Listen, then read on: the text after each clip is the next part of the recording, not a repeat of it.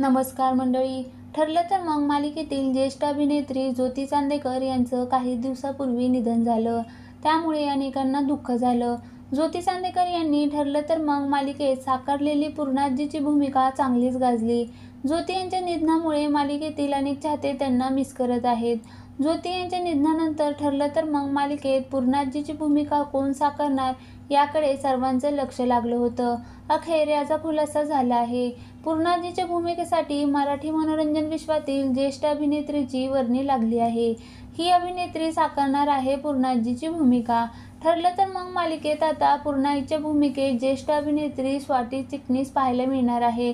याविषयी अधिकृत माहिती अद्याप समोर आली नाही.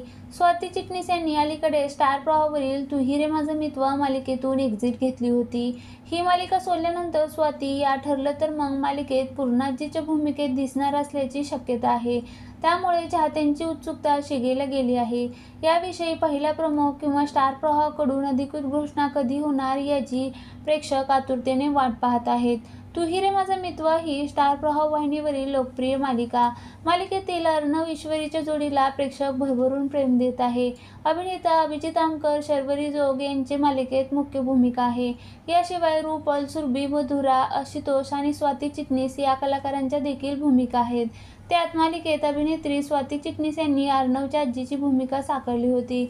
मात्र काही कारणास्तव त्यांनी या मालिकेतून एक्झिट घेतली आहे. त्यांच्या जागी ज्येष्ठ अभिनेत्री वंदना पंडित यांची एंट्री झाली आहे.